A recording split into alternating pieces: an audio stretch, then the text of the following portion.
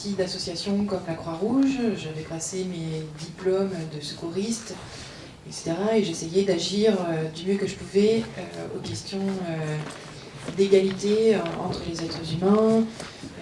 J'ai milité aussi contre le racisme et tout ça.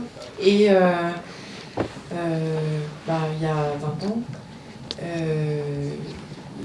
la question animale m'a percuté d'un coup au cours d'un repas où le morceau d'animal qu'on mangeait est devenu un animal pour de vrai. C'est-à-dire que la tranche de jambon qu'on avait dans notre assiette est devenue pour de bon. On s'est rendu compte qu'on était en train de manger un morceau d'un animal qui aurait voulu continuer à vivre. Et donc, alors à l'époque, il n'y avait pas Internet, je vous parle d'un temps très lointain, et nous habitions, je dis nous parce que j'habitais déjà à l'époque avec Sébastien Arsac, et nous étions tous les deux complètement isolés en pleine terre auvergnate, les seules personnes qui refusaient de manger des animaux parce que c'était des animaux, des êtres sensibles. Et notre engagement s'est cantonné à essayer de convaincre les gens autour de nous en leur disant « Vous vous rendez compte, vous êtes en train de manger des animaux qui sont morts, qu'on a tués exprès ». Visiblement, c'était pas la bonne méthode parce qu'on est resté tout seul pendant très longtemps. Et puis, c'est Sébastien qui devait faire, puisque c'était un garçon et que le sexisme à l'époque favorisait que moi je n'ai pas ça à faire, son service d'objecteur de conscience. Il est arrivé à la maison de l'écologie et là il est tombé sur la brochure « Nous ne mangeons pas de viande pour ne pas tuer d'animaux ».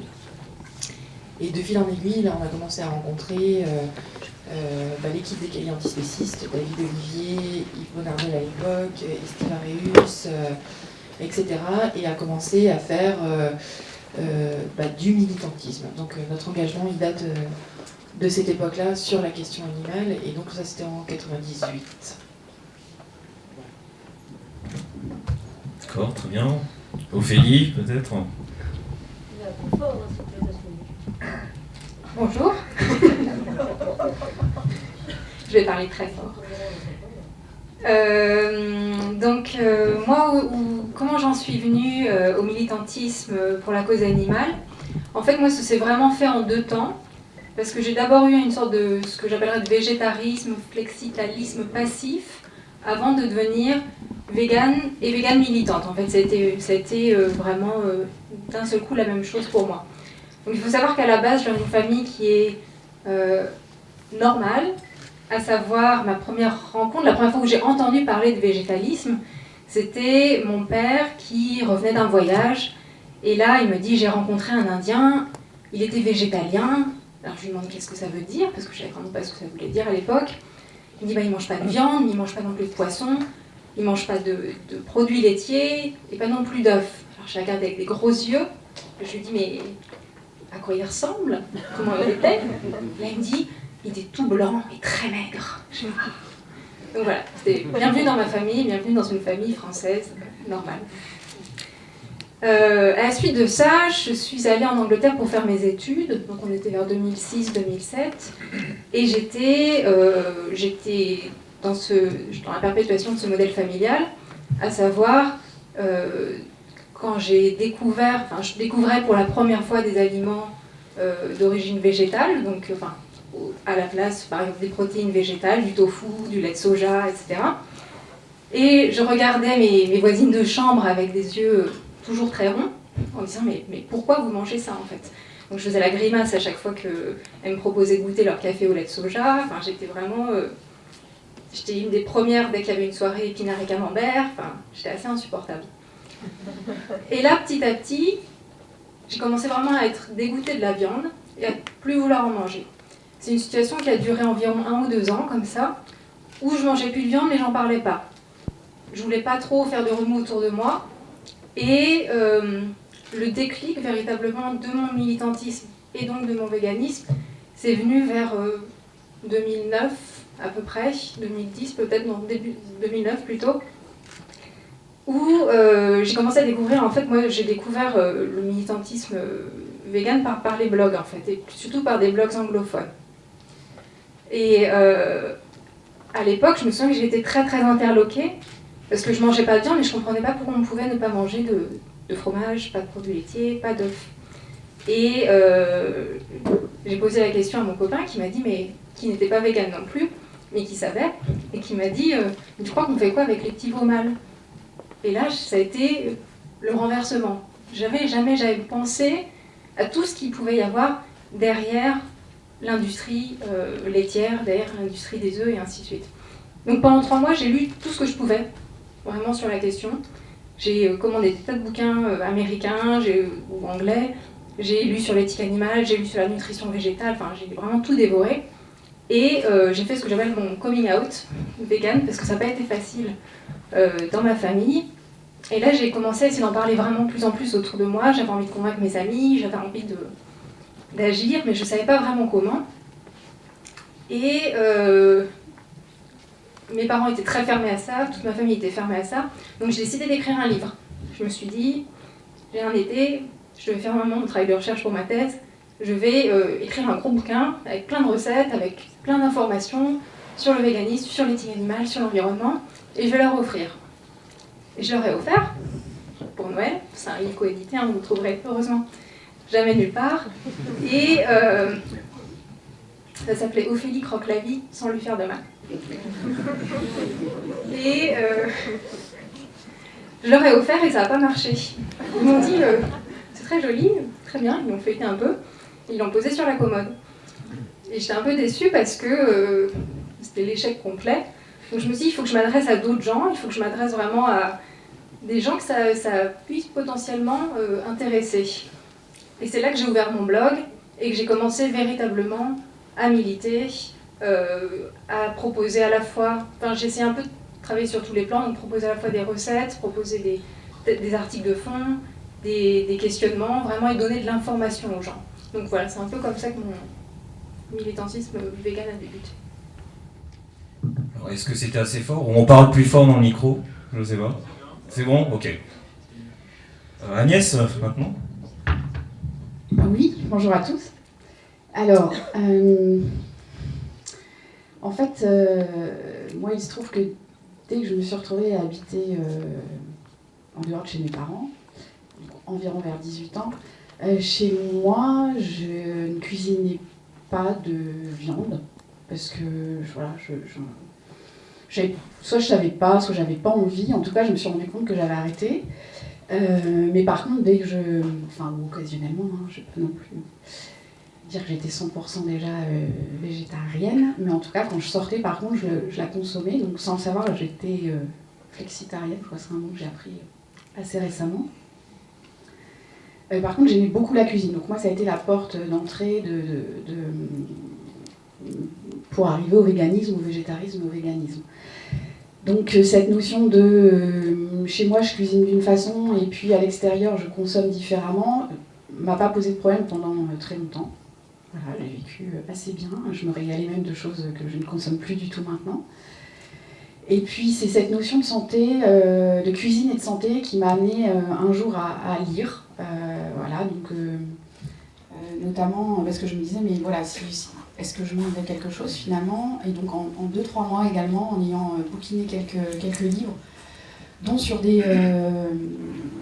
c'est Servan Schreiber sur la lutte contre le cancer en termes d'apport, non pas en remplacement des traitements, mais en complément, où il y a vraiment voilà, des premiers écrits que j'ai découverts de ce type-là, qui m'ont montré qu'on pouvait vivre très bien, en bonne santé, qui m'ont montré qu'on pouvait, en continuant d'autres lectures, prendre soin de la planète. Donc la planète, c'est tout le monde, c'est nous et c'est tous les autres êtres qui la peuplent, et c'est la planète en elle-même, en termes de futur, tout simplement. Où, voilà, tout ça, ça s'est réuni en une fois, et là, je me suis dit, je peux, enfin voilà, il faut changer et aller au bout et affirmer. Effectivement, j'avais pas pensé au mot coming out, mais en tout cas, à l'intérieur et à l'extérieur, être cohérent dans la consommation. Et en plus, à ce moment-là,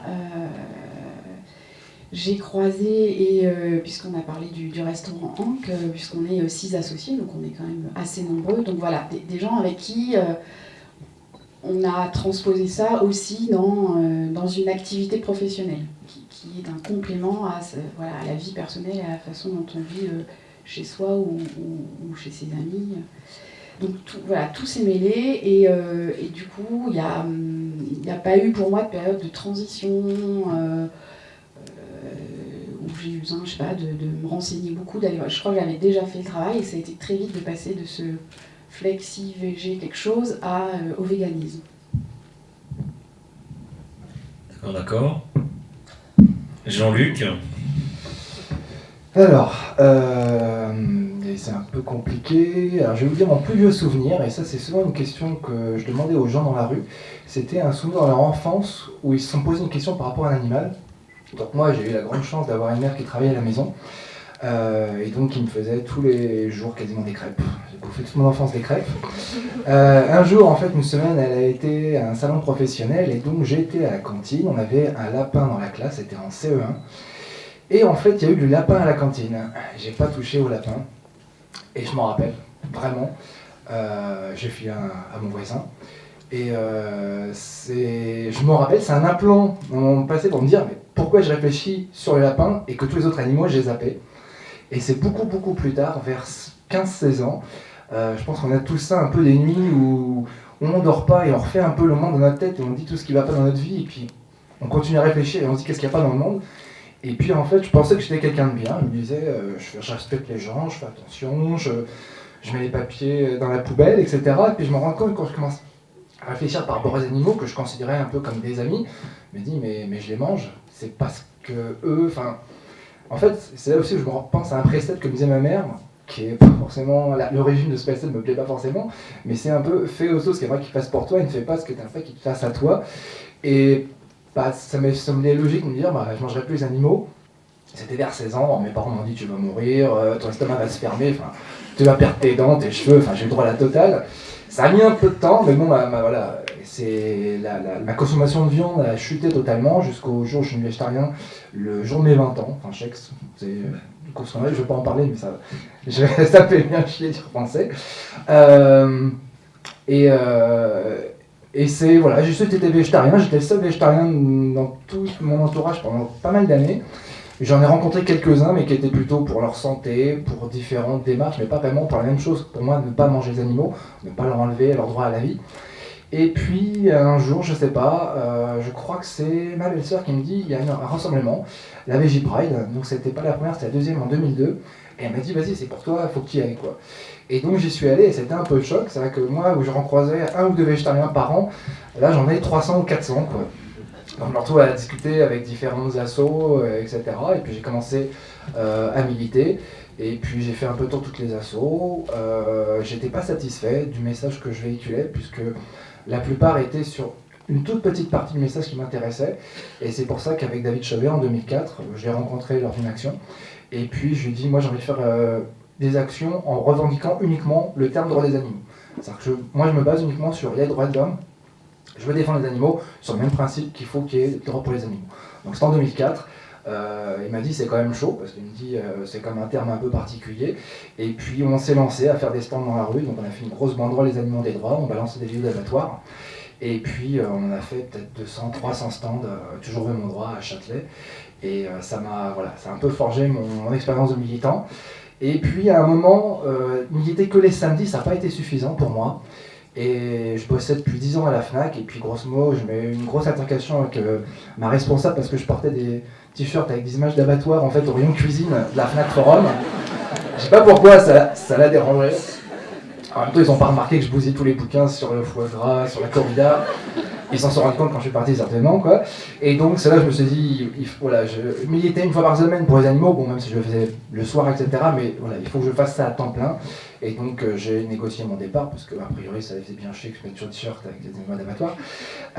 Et donc, avec le petit pactole que j'ai eu, j'ai lancé un mois vegan. Et, voilà, et aujourd'hui, 6 ans après, je suis plus tout seul. En fait, on est en salarié, on a un magasin à Paris, on a un magasin à Lyon, normalement le mois prochain.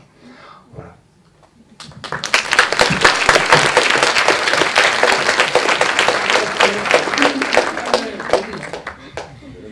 Question numéro 2, quelle est votre façon de militer?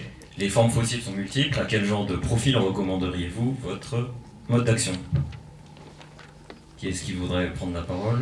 Sinon je propose à Jean-Luc de continuer. Alors attends, J'ai pas écouté en fait la question.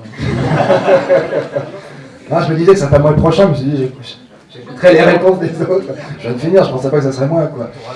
Je suis un zen, normalement je suis toujours à la fin. Donc moi mon mode de militantisme, donc vous avez remarqué, on est 4 intervenants, un homme et 3 femmes, et j'avoue que dans toutes les activités, que ce soit souvent droit des animaux, alors droit des animaux on était un peu plus d'hommes c'est vrai, mais c'est vrai que par exemple sur un monde vegan, la majorité des personnes qui viennent acheter chez nous, c'est des femmes. La majorité des personnes qui nous envoient des messages, c'est des femmes. C'est vrai que c'est un mouvement qui est très féminin. Et c'est d'ailleurs très agréable. Alors, je suis plutôt une présence féminine que masculine tout le temps. Voilà, c'est un petit aparté. Moi, quand j'ai commencé à militer vraiment en droits animaux, c'était plutôt le côté bourrin. C'est vrai que contrairement à mes collègues, moi j'ai pas beaucoup lu. J'avoue que je suis pas forcément quelqu'un qui lit énormément. Moi, c'est vraiment, comme je le disais, un peu une réflexion personnelle, quoi. Et puis, tout a découlé de ça. Je me suis dit, je veux devenir quelqu'un de bien. Et pour moi, je veux pas être quelqu'un de bien si je massacre les animaux, si je participe à leur exploitation et à leur meurtre. Et j'avais vraiment envie d'être concret et donc de montrer ce que subissent vraiment les animaux. J'avoue que ça a été une expérience assez importante de faire, oui, je crois, plus de 250, peut-être 300 stands depuis 2004. Voilà, moi ce que j'aime beaucoup c'est discuter avec des gens dans la rue. Je sais pas si pour beaucoup d'entre vous c'est difficile de parler avec sa famille, les amis proches.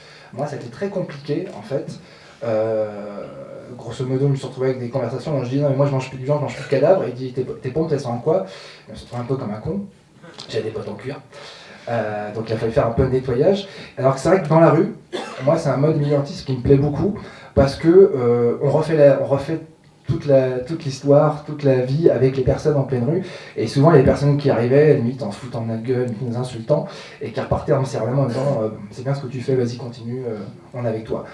Malheureusement, je pense pas qu'ils soient tous devenus véganes après les conversations qu'on a eues, mais voilà, je sentais qu'il y avait un avant et un après. Avant, pour eux, les végétariens, c'était un mec crâne rasé avec une blouse blanche. Et en repartant, ils disaient c'est des mecs normaux, quoi, sauf qu'ils veulent pas tuer les animaux. C'est quelque chose qui m'a vraiment bien plu. J'ai bien aimé aussi tout ce qui était activisme, donc ce qu'on a fait un peu pour les sabotage, où on allait donc habillé en noir, genre limite parfois cagoule, aller faire chier les chasseurs pour pas qu'ils tuent les cerfs.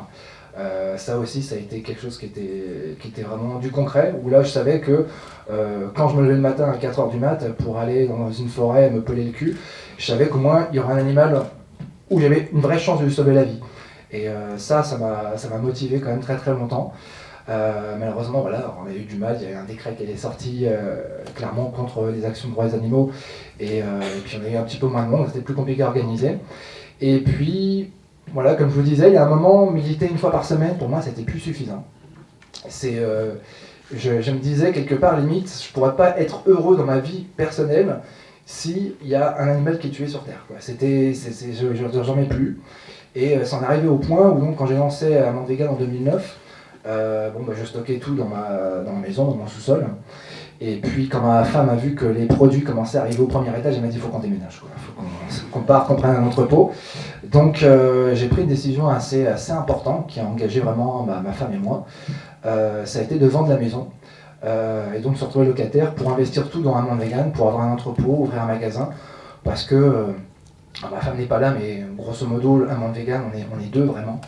Elle aime pas trop que je dise ça, mais bon, elle a pris autant de risques que moi par rapport à ça.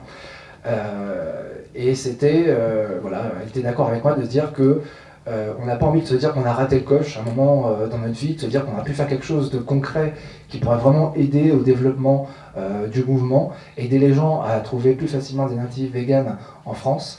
Et donc le fait de se lancer sur un entrepôt et donc de pouvoir stocker davantage, ouvrir des magasins, etc., c'était le plus important. Et aujourd'hui, c'est vrai que c'est un peu... Il y a la partie un peu chiante, parce que c'est vrai qu'on a un boulot, quand on gère une entreprise, il n'y a pas que des parties marrantes. Mais je sais qu'à chaque fois qu'il y a une commande qui part, je sais que c'est quelqu'un qui veut vivre au mieux sa démarche végane, et qu'à chaque fois qu'il y a un colis qui part ou quelqu'un passe en caisse, je me dis que ça sert à quelque chose, que ces personnes-là ont plus de facilité. Et c'est vrai que j'ai beaucoup de personnes qui sont végétariennes, qui me disent que depuis que le magasin est ouvert, qu'il y a plein d'alternatives au fromage, ils sont devenus véganes parce que c'est facile pour eux. Donc le fait de rendre accessibles ces produits rend beaucoup plus facile l'accessibilité au véganisme, et c'était vraiment ma démarche militante. Voilà.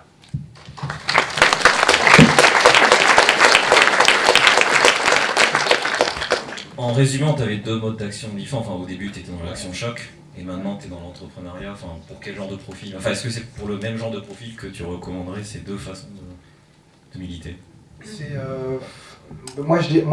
C'est difficile. Enfin, moi, j'avoue que j'ai un caractère un peu impulsif. J'adore quand ça bouge énormément. Je pense que ce qu'il faut, moi, si je peux donner un conseil à quelqu'un qui me dirait tiens, voilà, j'ai envie de m'engager, c'est faites quelque chose qui vous plaît. Faites quelque chose qui vous coûte pas, qui vous prend pas l'énergie. C'est-à-dire que grosso modo, vous n'avez pas l'impression de travailler. Moi, quand je me lève le matin, et même par exemple quand je déballais des palettes, quand j'emballais des cartons, même si c'était pour envoyer 3 produits, ça me fait plaisir parce que je me dis derrière, ça sert à quelqu'un. Faites quelque chose qui vous plaît, qui vous coûte pas.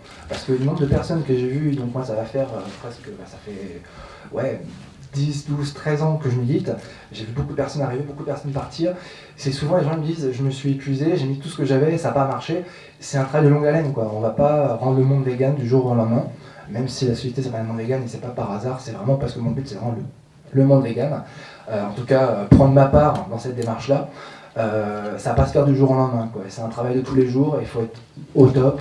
Et donc, vraiment, faites quelque chose qui vous plaît, qui vous coûte pas, ça vous avez l'impression en fait de vous amuser, quoi. Moi, clairement, quand je bossais pour des DA ou quand je bossais, j'ai des boulots, mais pour moi, c'est la même chose, quoi, militer ou un travail, c'est pareil. C'est surtout quelque chose qui me faisait plaisir.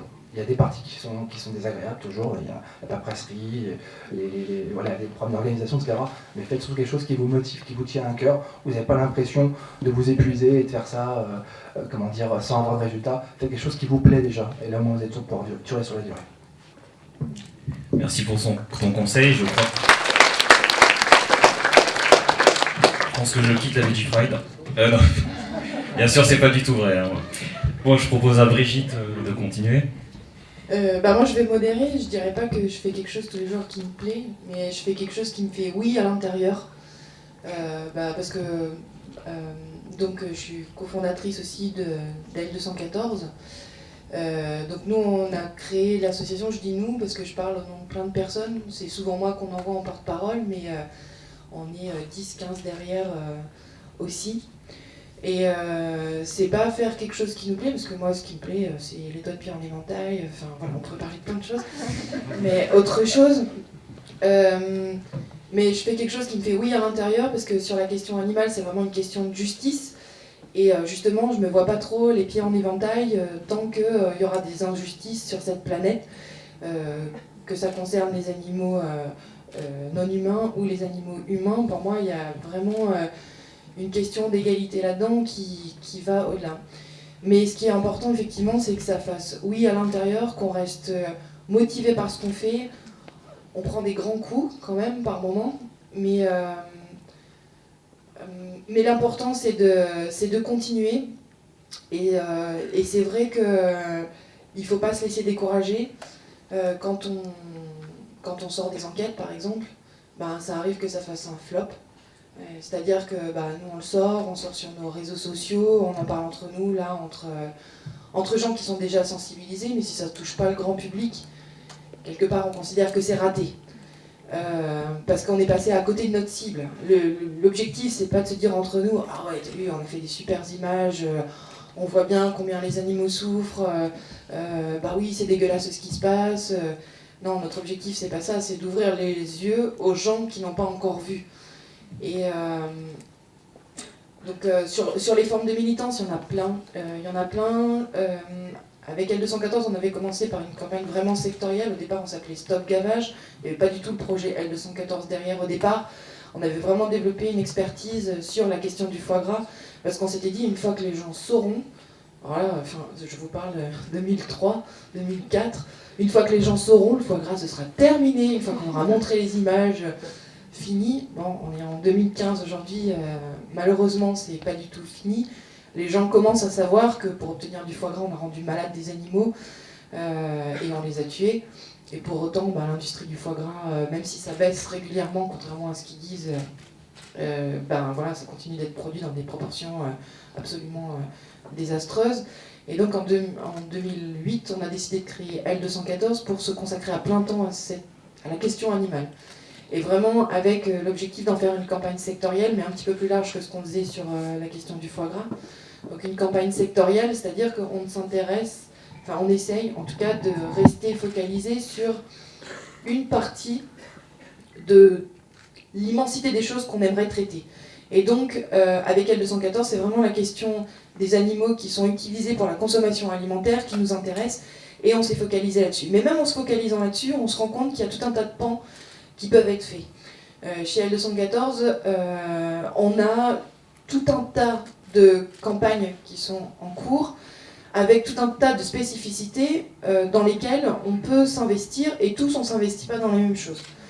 On a tout ce qui est documentation. Documentation, ça comprend les recherches sur Internet, savoir le plus précisément possible de quoi on parle. Ça comprend surtout le gros volant et ce qui caractérise un petit peu L214, entre guillemets, notre marque de fabrique, c'est vraiment l'enquête sur le terrain, c'est-à-dire essayer d'aller chercher les images, ramener les images, et c'est un gros boulot, c'est vraiment quelque chose qui n'est pas facile, la plupart des portes elles sont fermées, donc il faut vraiment de la persévérance pour pouvoir y aller, et c'est un boulot super ingrat parce que la plupart des gens qui mènent les enquêtes, on les voit jamais, c'est-à-dire que quand... Enfin, moi, je vois, c'est moi qui suis chargée de prendre la parole aujourd'hui, par exemple. J'aurais préféré que ce soit une personne qui mène les enquêtes qui vous parle, parce que là, enfin voilà, il y met lui ce qu'il a vécu. Moi, j'en ai fait quelques-unes, mais à côté de du boulot qui est fait par ailleurs, c'est vraiment rien à côté. Et voilà, c'est ces personnes-là qui devraient s'adresser à vous et vous dire combien c'est épuisant, combien c'est éreintant. Donc là, c'est pas une partie où on prend du plaisir. Mais c'est une partie où on sait que c'est là que ça se tient, quoi. Une fois que les gens savent, on a beaucoup de retours. Hein. Enfin, ils ont quand même les retours des personnes qui nous écrivent ou qui adhèrent à l'association, par exemple, et qui nous disent voilà, maintenant j'ai vu, je ne me rendais pas compte, maintenant je sais, j'arrête. Il y a toute la partie d'aller essayer de toucher les médias, vraiment hyper important d'essayer de se frayer un passage. Il y a 1001 actualités qu'ils reçoivent, il faut absolument essayer de pouvoir percer dans les médias, pour que justement cette information ne circule pas seulement entre nous, mais aille toucher le grand public. Et ça, c'est la partie juste sur la question animale, essayer de montrer ce qui arrive aux animaux. Puis il y a toute la partie d'essayer de favoriser les alternatives. Donc là, on a aussi plusieurs campagnes, Végo Resto. Là, j'ai vu qu'il y avait plusieurs référents Végo Resto, d'essayer de montrer d'essayer d'inciter les restaurateurs à proposer une alternative végane à leur carte. Il y a Politique et Animaux, où on essaie de mettre en lumière que font les personnalités politiques, ce qu'elles font, ce qu'elles ne font pas, ce qu'elles ont dit, etc. Mettre en lumière. Enfin, il y a tout un tas de domaines dans lesquels on peut s'investir. Et il y a la partie que vous connaissez tous ici, plus ou moins, c'est la partie dans la rue. Essayer d'aller à la rencontre des gens, essayer d'entrer en contact avec eux pour de bon, parce que c'est une chose de passer dans les médias, mais c'est une autre chose quand ils nous rencontrent dans la rue. Ah, vous faites partie d'L214, on a vu les images à la télé, on peut s'appuyer sur les images qui ont été tournées, c'est vous qui avez montré les poussins broyés, c'est vous sur le foie gras, machin, et ça donne un ancrage. Tout à coup, on n'est plus des extraterrestres, des espèces d'illuminés, il y a une présence... voilà. Donc les militants, c'est chacun d'entre nous, c'est faire ce qui nous fait oui à l'intérieur. Il y a aussi les artistes, j'en ai pas parlé, mais enfin voilà, les formes de militance, il y en a 1001. Il y a écrire aussi, etc. Enfin, je veux pas être trop longue, mais il y a vraiment beaucoup de choses à faire. Il faut faire ce qui nous fait oui à l'intérieur et de s'y consacrer, de savoir se préserver aussi. Et ça, c'est des choses qu'on sait pas trop faire. Voilà, mais y aller avec le cœur.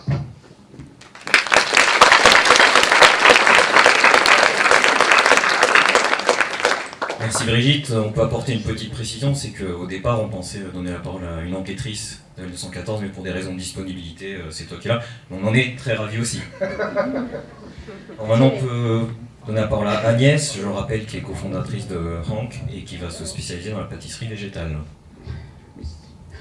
Alors, déjà, ouvrir un restaurant, pour moi, c'est un acte militant. En tout cas, bâtir une entreprise qui met en avant ses valeurs, c'est une forme très aboutie du militantisme dans mon histoire. Ça veut dire qu'avant, il y a eu d'autres stades, mais ça, c'est un acte militant. Puisqu'à un moment donné, on se disait, mais puisque il n'y a pas beaucoup d'endroits où on peut aller acheter, consommer au resto, entre amis, on va en faire un nous-mêmes. Donc après, à ce moment-là, ça devient un énorme projet. Avec beaucoup de contraintes, avec des risques, mais à partir du moment où vous êtes en cohérence avec vos valeurs, tout se passe beaucoup mieux. C'est-à-dire que voilà, il n'y a pas de... on a plus de force en fait, tout simplement. On a plus de force, plus d'envie, plus de motivation. Donc à chaque fois que des véganes viennent et nous disent merci, ben voilà, le résultat de tous ces actes, il est là.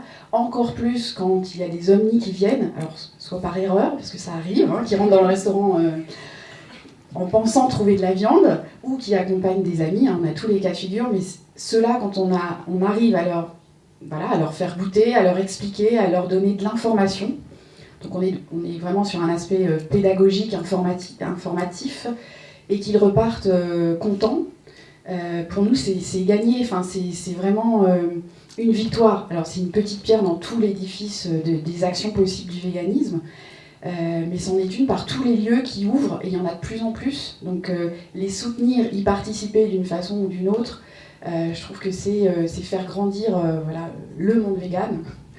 Et pas que un monde vegan, mais le monde vegan, mais aussi un monde vegan, d'accord. Plus il y en aura, mieux ce sera. En fait, enfin voilà, idéalement, tous les restaurants, tous les commerces, pour moi, devraient être dans cette veine-là. Mais en tout cas, pour l'instant, on a de quoi se multiplier et remplir Paris et toutes les villes de France. Et il y a du boulot. Donc voilà, le restaurant, c'en est une. Parce que vraiment, enfin, je redis, à chaque jour, le nombre de repas qui sont servis, ça veut dire autant de repas omnicarnistes qui n'ont pas été consommés. Donc chaque soir, quelque part, nous, on est contents, quoi. C'est vraiment une satisfaction. Alors on est maintenant avec une dizaine de salariés aussi, et c'est eux qui assurent le contact. C'est plus nous, voilà, ça a grossi. Donc on a aussi une équipe qui est également super investie, qui va, même si on n'a pas fait on n'a pas fait un recrutement pour ça, mais il s'avère, je pense, que quand on développe des valeurs de ce type-là, on attire des gens vertueux aussi, c'est un cercle vertueux. Ça veut dire qu'on a nous on a mis en avant ces valeurs, on a une équipe qui prône ces valeurs mais de façon très naturelle, et on a du coup des clients qui les reçoivent et qui les développent aussi. J'ai fait du commerce aussi, enfin, vous en faites peut-être, toi tu en as fait. Le contact avec le grand public, il est régulièrement difficile. Parce qu'en tant que client, on peut tous être, beaucoup peuvent être désagréables. Là, en tout cas dans notre restaurant, je ne sais pas si on peut utiliser une main pour compter le nombre de clients désagréables qu'on a eus depuis 1 an et demi. Parce que je pense vraiment que si on est dans un environnement vertueux, on y croit, on le développe, et vraiment ça circule de cette façon-là, cette énergie. Donc voilà, le restaurant, c'est une forme je vais quand même dire avant tout ce qui est possible de faire, parce que voilà, pour moi c'est une étape actuelle, mais avant il y en a eu d'autres. Le premier, c'est notre pouvoir de consommateur. Quand vous faites vos courses, l'endroit où vous allez, ou les produits que vous achetez, c'est un vrai pouvoir qu'on a tous entre les mains. Donc c'est celui-là qu'il faut faire jouer sans avoir peut-être la force d'aller au combat, en interaction, argumenter, ce qui peut pas toujours être simple ou pas convenir, mais celui-là, on a vraiment ce pouvoir, donc c'est à tout le monde de l'utiliser. Et par exemple, je sais pas, là où vous bossez, demandez à ce que le restaurant d'entreprise modifie certaines choses. Alors jamais ils ne vont supprimer les yaourts au lait de vache, mais par contre ils peuvent faire rentrer des yaourts au lait de soja. Enfin, vous voyez, c'est des actions comme ça qui sont les premières actions, peut-être un peu plus discrètes, qui sont des petits cailloux qu'on sème, mais qui peuvent vraiment faire grandir. Et parce qu'obligatoirement, ça engendre une question, mais pourquoi tu demandes ça? Et vous pouvez expliquer pourquoi. Et on est dans l'échange, on n'est pas dans la moralisation ou l'accusation de gens qui ne consomment pas de notre façon. Donc cette façon-là aussi. Et après, je pense qu'il faut toutes les actions. Ça veut dire que même si je ne pratique peut-être pas les plus trash, parce qu'il y en a qui vont loin. Ouais, mais il y a eu des trucs super récemment quand même, vraiment des actions vraiment visibles, qui attirent peut-être plus les médias, qui du coup... Non. Mais ceci dit, on ne met plus de cagoule, je pense justement. Enfin voilà, il faut montrer, et donc je pense que c'est toute la palette qui permet de faire passer les idées de toutes les façons qui existent. Voilà, des plus éclatantes aux plus discrètes, et selon où on en est dans son propre véganisme et dans son propre militantisme, d'aller trouver l'action qui te convient. Et elles peuvent évoluer, et elles évolueront grâce au contact de tous les autres véganes. Merci. D'ailleurs, aussi bien pour Agnès que Jean-Luc, dans vos boutiques physiques, vous mettez nos affiches, nos tracts, aussi pour les autres manifestations, ça sert aussi d'antenne pour communiquer, et c'est aussi intéressant. Ophélie, tu termines sur cette question ? Oui, donc, oui, pour rebondir, il y a vraiment plusieurs formes de militantisme, et on ne se sent pas forcément à l'aise dans toutes les formes. Moi, par exemple, faut savoir que je suis timide, le micro il tremble un tout petit peu là. Et ce que j'aime par-dessus tout, enfin, j'ai pas forcément la fibre commerciale, j'ai pas forcément la fibre ultra fighty, on va sur le terrain en cagoule noire. Et ce que j'aime vraiment, moi, c'est réfléchir, écrire et beaucoup transmettre. C'est pas pour rien que je suis fille de prof et que je suis prof moi-même. Ce que j'aime, c'est vraiment donner l'information, la vulgariser à partir d'un travail vraiment en amont sur des sources qui ne sont pas toujours faciles d'accès et donner vraiment cet accès aux gens. Essayer de faciliter la tâche en vulgarisant, en transmettant. Et donc pour moi, c'était vraiment comme ça que j'ai pensé mon militantisme. J'ai essayé différents types un peu de militantisme. J'ai été un petit peu dans la rue, j'ai un peu tenu des stands, mais je sais que c'est pas forcément mon truc. Je réponds pas du tac au tac dans les débats, je sais pas forcément tout de suite l'argument qu'il va falloir utiliser, alors qu'à l'écrit, par contre, ça marche.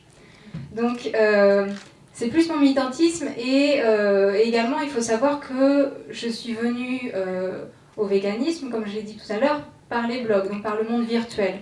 Pendant très longtemps, je connaissais aucun végétarien, aucun vegan. J'ai vécu des années comme ça. Par contre, j'en connaissais des tonnes, mais virtuellement. Et il y avait vraiment toute une communauté, enfin il y a toute une communauté absolument énorme au niveau d'Internet, de militants de la cause animale, qui sont aussi seuls, un peu dans leur coin, et qui veulent rencontrer d'autres gens, qui veulent échanger, que ce soit physiquement ou virtuellement. Donc pour moi, il était à peu près logique de choisir aussi cette forme virtuelle pour mon militantisme premier. J'avais vraiment envie de m'adresser aux gens à travers l'outil qui, moi, m'avait mené à la cause animale. Ensuite, je pense que j'en parlerai peut-être un tout petit peu plus après, ma deuxième forme de militantisme, elle est très liée à celle-ci, puisque ça a été la recherche universitaire et l'enseignement. Donc, à partir d'un moment, je me suis dit, il faut que j'arrive à lier ma passion, mon éthique de vie et mon travail. Et c'est à partir de ce moment-là que j'ai commencé à travailler plus sur ces questions-là au niveau professionnel, à donner des conférences, à écrire des articles là-dessus. Et ce que je veux vraiment dire, c'est que, justement par mon travail, je bosse sur les différentes stratégies en fait, des mouvements animalistes, des mouvements véganes. Et il y a plein de manières différentes d'être militant. Et ce qui compte, c'est trouver la manière qui vous convient le mieux.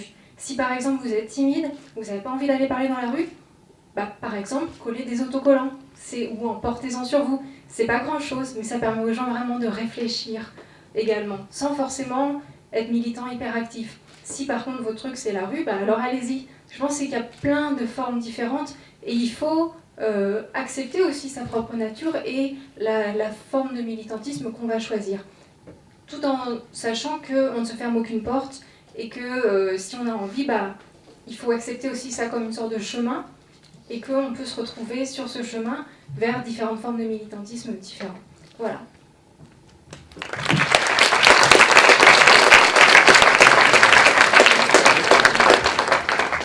Je te propose de continuer pour la question suivante.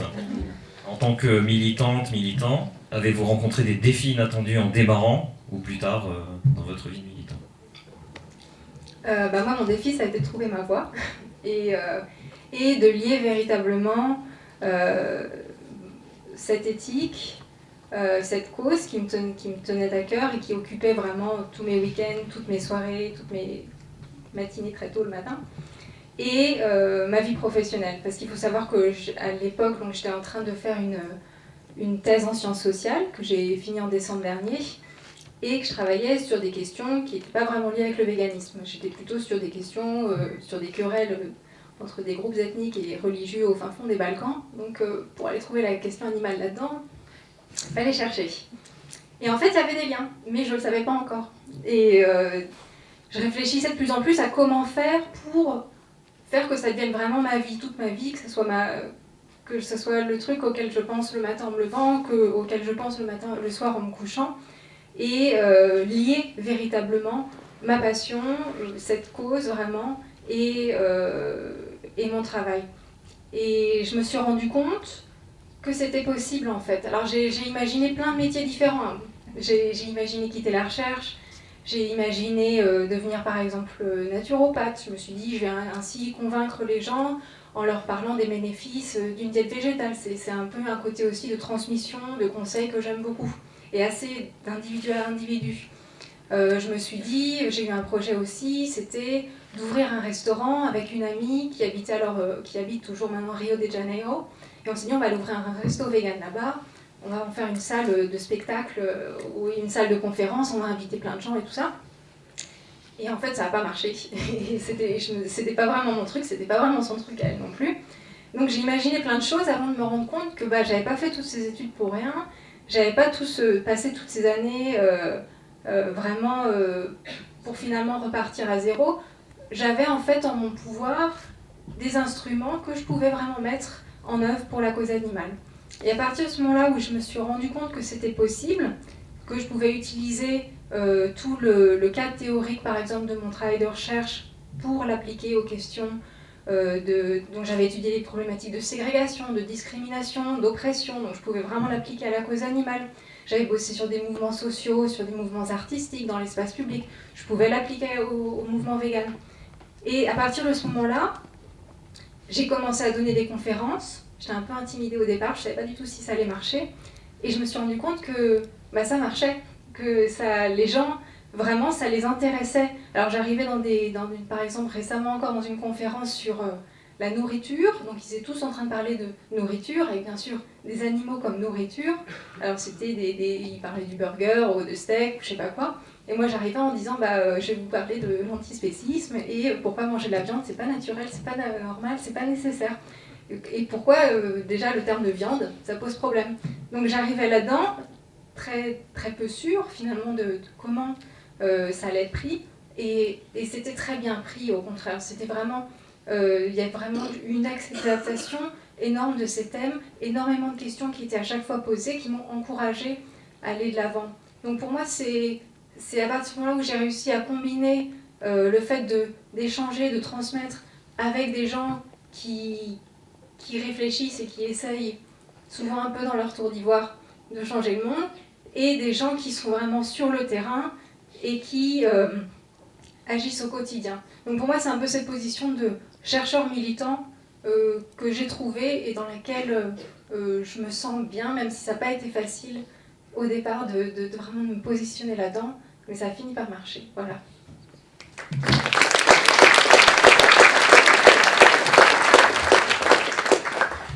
Jean-Luc, quel a été ton principal défi inattendu en tant que militant ? Alors moi je vais couper ça en deux en fait, un par rapport à droit des animaux et un par rapport à un monde vegan. Moi je dirais par rapport à droit des animaux, et ça a été assez difficile, c'est l'avantage de bosser en binôme avec David Chauvet. Moi j'étais à fond en fait sur vraiment le message, vraiment rallié, etc. Et je me disais voilà, c'est ce que je veux faire, point. Et j'ai la chance d'avoir travaillé avec David Chauvet qui me disait une formule, si au bout de 2 ans tu n'as pas les résultats que tu attendais, il faut changer, ou en tout cas il faut essayer autre chose. Et c'est vrai que grâce à lui, enfin on n'est pas tout le temps, quoi. On est un peu comme sorte de couple tous les deux, quoi. Et grosso modo, on a la chance d'avoir une très très bonne écoute l'un de l'autre, et à chaque fois il arrive toujours à me faire changer d'avis et me dire ok, t'as raison, les objectifs qu'on s'était fixés il y a 2 ans, on ne les a pas atteints, il faut qu'on essaye autre chose, il faut qu'on communique différemment. Peut-être que ça, ce qui me plaisait vraiment, enfin, des fois ça veut dire que ce qui me plaisait vraiment à faire, c'était pas forcément ce qui est plus efficace pour les animaux, et donc à un moment je me suis dit, quel est mon but ? Mon but c'est d'être efficace pour les animaux ou de me faire plaisir ? Et donc je me suis dit, non, mon but c'est d'être efficace pour les animaux, donc les choses qui me faisaient plus plaisir, parfois je les mettais de côté, ou en tout cas je disais on va essayer une autre stratégie, et grosso modo j'ai eu de la chance puisque David avait souvent le nez creux et trouvait des bonnes idées, et on a toujours bien évolué par rapport à ça. Donc ça a été, ma difficulté c'était un peu de me remettre en question, c'est de me dire que mon objectif, me dire ce que je voulais faire absolument, c'est pas forcément le meilleur par rapport ma façon de faire pour atteindre l'objectif n'était pas forcément la bonne, et que donc j'avais de la chance d'être avec quelqu'un qui pouvait prendre beaucoup de recul et qui pouvait justement être en dialogue constamment. Donc ça, c'était important, c'est de se dire qu'on n'a pas toujours raison, et que quand tous les éléments montrent que ce qu'on essaie de faire depuis 2 ans, ça ne marche pas, il faut se mettre en question et rebondir sur autre chose. Et pour moi, pour une société, le plus difficile, c'est... je ne suis pas né chef d'entreprise, hein, clairement, moi j'ai bossé en tant que vendeur pendant plus de 10 ans. C'était vraiment de trouver, de passer entre le milieu militant associatif et vraiment une entreprise, avoir une sorte de communication entreprise, d'organiser, de négocier avec les fournisseurs. Enfin voilà, moi je passais mon temps en fait en Allemagne et en Angleterre pour limite quémander à des fournisseurs qui veulent bien me vendre des produits, parce que quand j'étais au tout début en Angleterre, quand je leur disais je suis français, les mecs ils me regardaient pas, quoi. Les mecs ils me disaient mais en France vous bouffez des grenouilles, qu'est-ce que vous venez nous faire chier, quoi. C'était hallucinant, c'était à Brighton et à Londres. J'ai des fournisseurs qui m'ont dit mais vous allez en faire quoi des produits, quoi. Il n'y a pas de marché en France, on essaie de vendre en France, ça marche pas. Et donc c'est vraiment en les harcelant, et là je l'ai harcelé sur 3 salons avant qu'il accepte de me livrer, quoi. Et puis quand il a vu que toutes les 2 semaines je repassais les commandes, il s'est dit bah merde, j'aurais peut-être dû commencer plus tôt, quoi. Il faut pas lâcher le truc. C'est des fois ce qui paraît être logique se fait met beaucoup de temps. Les premiers fournisseurs c'était dur à les convaincre. Et puis c'est surtout d'apprendre le milieu d'entreprise, parce que un monde vegan, ça a beau être une entreprise militante, ça reste une entreprise avec des statuts, avec un comptable, avec des fournisseurs, avec des loyers à payer. C'est quand je comprends ce que dit Brigitte, quand il y a parfois une partie du boulot qui n'est pas agréable. C'est vrai que tout ce qui est papasserie, tout ce qui est vraiment déclaration légale, etc. En France, c'est hallucinant. Moi, quand je parle avec des entrepreneurs anglais ou allemands, je me dis mais ouais, en France, en fait, on nous met un sac de pierre et puis on nous met des boulets. Il faut qu'on court aussi vite que les autres.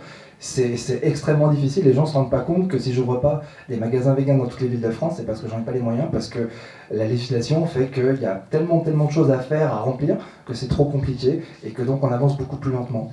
C'est quelque chose qui est très frustrant pour moi, de me dire que y a plein de choses qui me freinent dans l'évolution. Je pourrais certainement faire plus, je pourrais faire plus rapidement certaines choses. Malheureusement, il y a des obligations, il y a la législation, il y a plein de normes qui font que ça nous bloque et ça ralentit le développement d'entreprise. Et ça, c'est très très frustrant de se dire qu'on peut pas...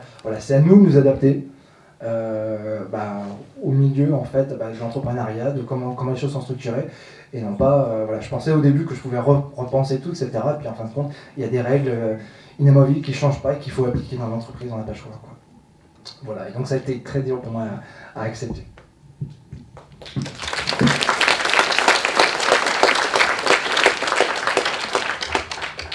Vous êtes la cofondatrice d'L214, Brigitte. Je trouve que c'est une question super difficile en fait. J'ai l'impression d'avoir des défis inattendus un peu tous les jours. On va faire une petite liste. Tu veux que je fasse une liste? Il y a 365 jours dans une année. Là, ça fait presque 10 ans qu'on est dedans. Non, ça rejoint un petit peu tout ce qui a été dit, comment agir. Le premier défi, ça a été comment on écrit un communiqué de presse. On a connu ça. Comment on tient une caméra. Comment on prend la parole en public.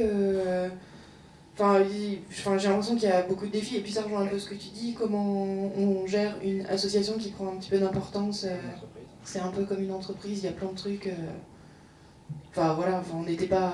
Nous, ce qu'on voulait, c'est agir pour les animaux, et en fait, on se retrouve avec plein de défis techniques, je vais dire, qu'on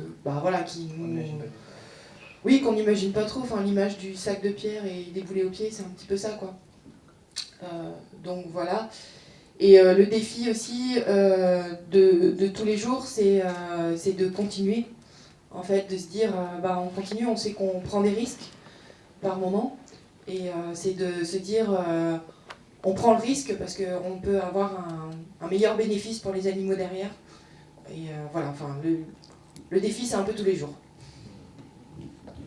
Bonne réponse. Agnès, qu'est-ce que tu peux nous raconter là-dessus? Alors, le premier défi, je m'y attendais pas, c'est le jour où on me dit oui, je suis végane. Parce qu'effectivement, là, il se passe des trucs en face, on vous envoie quand même pas mal de choses, et la préparation de tous les argumentaires vis-à-vis d'amis ou de proches, finalement, on a beau être convaincu, on n'est peut-être pas préparé à ce type d'échange avec des proches. Après, ça se passe, voilà, il est loin derrière, mais c'était quand même le premier dans l'ordre chronologique. À un moment donné, moi, je m'en suis même créé un toute seule, en me disant, ça va pas du tout, je ne suis pas 100% végane dans ma consommation tous les jours, tout le temps, toutes les minutes. Et ça me pesait, en fait, c'était un vrai problème. Voilà, je voulais que tout soit vegan. Et un ami m'a dit, mais ça veut dire quoi, 100% vegan? Un ami vegan, je précise. Il me dit, mais tu dirais que t'es à combien de pourcents si on peut faire ça? Je sais pas, plus de 95, mais il me reste des vieux trucs que j'avais achetés dans mon armoire, et si je les jette, je préfère mettre mon argent dans le restaurant, ça veut dire qu'il faut que je rachète.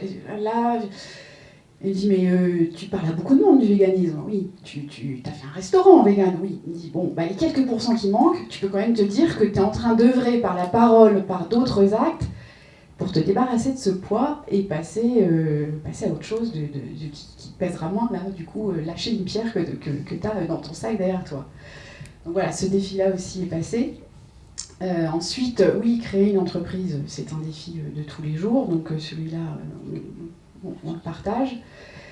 Et un autre, peut-être, c'est d'être sûr, parce que pour l'instant, voilà, dans les associés de Hank, par choix ou par nécessité, on cumule potentiellement plusieurs jobs. C'est d'arriver à avoir une activité professionnelle complète, c'est-à-dire rémunératrice, dans laquelle on peut défendre ses valeurs, mettre vraiment en cohérence sa vie professionnelle et ses valeurs. Et c'est un défi voilà, que tout le monde n'est pas obligé d'avoir. Ça veut dire qu'on peut être militant et considérer que son militantisme est en parallèle de son activité professionnelle. Et voilà, c'est tout à fait, c'est un mode de militantisme. Quand on passe une étape en se disant je vais créer une entreprise, mais le but c'est que 100% de son temps d'activité soit effectivement dédié au véganisme. Et donc ça, on est en plein dedans, en tout cas pour nous.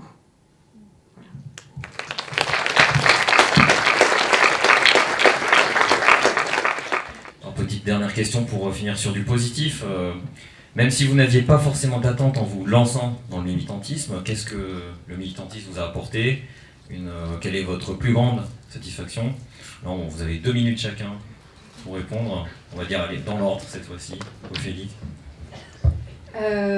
Ma plus grande satisfaction, je crois, c'est quand je reçois sur mon blog des commentaires ou des mails de gens qui me disent « Voilà, je te suis depuis quelque temps, et maintenant, grâce à toi, j'ai arrêté la viande, j'ai arrêté les œufs, j'ai arrêté le lait, et je suis devenue végane. » Ça peut être aussi « Je suis devenue végétarien », ou « Je fais très attention maintenant aux œufs que j'achète, je prends que ceux de mes propres poules. » Enfin, à chaque fois, de voir un changement véritable dans les gens, de voir des gens qui me disent « Voilà, moi je viens d'une famille hyper carniste, j'ai mangé du steak à tous les repas jusqu'à maintenant et t'as éveillé quelque chose en moi. » Alors le chemin il va peut-être être long encore, il va peut-être être un peu tortueux, difficile, mais je suis sur ce chemin.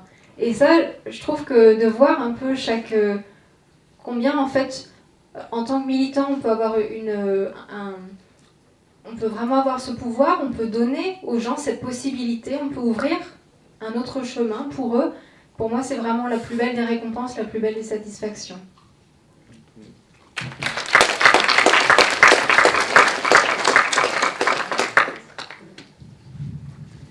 Alors, plaisir. J'en ai un qui est très égoïste, c'est que moi je continue d'apprendre. Donc voilà, à cuisiner différemment, des choses sur la santé, des choses sur tous ces sujets. Donc de continuer d'apprendre, c'est stimulant et c'est un plaisir. Et ensuite, ça va vraiment être, voilà, à chaque fois que quelqu'un nous envoie un commentaire ou sort du restaurant en nous disant merci, mais avec un vrai merci du cœur qui s'est fait plaisir ou qui ça lui a donné l'idée, ça lui a donné l'envie, ça va lui donner l'envie d'en parler, de revenir, d'aller voir d'autres restos, d'aller voir d'autres magasins, de lire. Voilà, c'est un petit, encore une fois, c'est des tout petits bouts qui feront le grand chemin voilà, auquel on participe tous. Donc c'est gratifiant et on sait qu'on le fait et qu'on a partagé quelque chose et que de ce partage, il est quelque chose qui va continuer, pas avec nous, ailleurs, mais voilà, le message va continuer à être porté. Et donc à partir de là, on est heureux.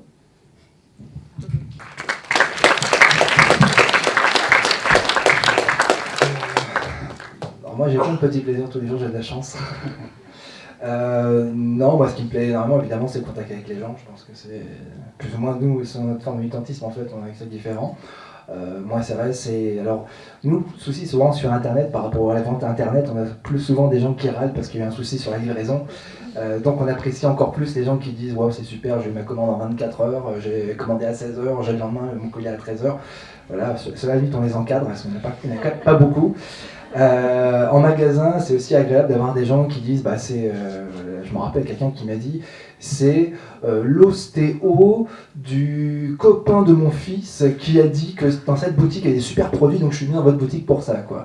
C'est assez agréable de se dire qu'on devient une sorte de réseau. Il y a des personnes qui m'ont dit qu'il y a aussi des médecins d'un hôpital à Paris qui disaient, dans cette boutique-là, ils ont plein de produits diététiques hyper bons pour vous. Enfin, je me dis, il y aura des végans dans ce service-là, parce que c'est assez délirant. Un autre truc qui me fait extrêmement plaisir, c'est que les gens ne voient pas un monde vegan comme une entreprise. Les gens le voient beaucoup comme, je sais pas, enfin, ils voient pas ça comme une entreprise. Pour eux, ils voient ça un peu comme une sorte d'idéal. Enfin, ils comprennent vraiment quelle est la démarche en fait de l'entreprise.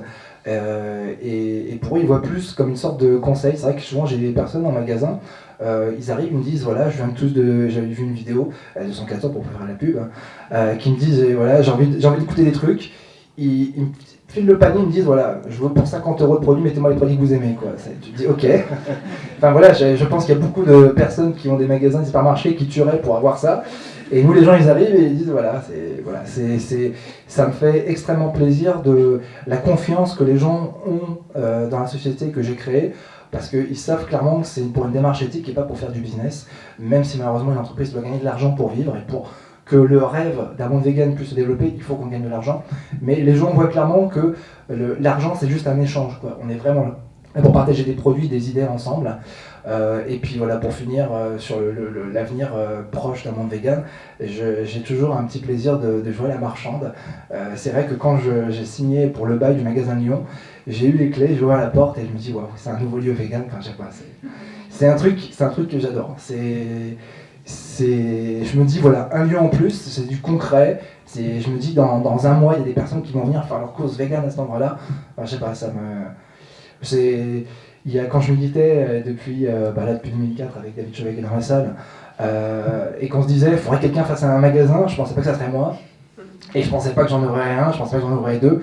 Et c'est un rêve de gosse, et je suis heureux de tous les jours pouvoir le faire. On a d'autres projets sur d'autres villes. J'ai des contacts avec plein de gens et je me dis voilà, c'est que le début, on va essayer d'en faire d'autres. Et ça me fait plaisir de voir que les gens ils aiment la société, ils aiment les autres salariés de l'équipe. Les gens sont satisfaits du boulot qu'on fait, parce que moi je suis quitté de la Fnac aussi parce que ça met la grande distribution, c'était plus agréable, c'était plus le commerce qu'on voulait. Et j'ai vraiment réussi, au moins dans le contact avec les clients, que je considère souvent sur Facebook, souvent je dis mes amis, quoi, parce que je considère tout le monde comme mes amis. C'est quelque chose que j'ai réussi et je suis très fier parce que c'est vraiment ce que je voulais instaurer avec les gens qui viennent chez un monde vegan. C'est un rapport d'ami à ami. Voilà.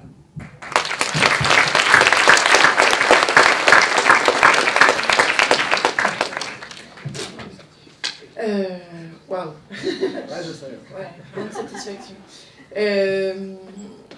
Je pense que une de nos plus grandes satisfactions, c'est quand les images arrivent à être dans les médias et que concrètement ça sauve des animaux, parce que du coup il y a plein de gens qui réalisent que leur acte quotidien auquel ils n'ont jamais pensé et qu'ils n'ont jamais remis en question est remis en question ce soir-là, parce que au journal de 20h de TF1, de France 2 ou quoi, ils ont vu des images, pas forcément les pires, parce que souvent les journaux ils trient en nous disant non, on peut quand même pas montrer ces images-là au journal de 20h, mais que rien que 20 secondes d'image, ça peut changer des vies humaines qui concrètement changent des vies animales, quoi.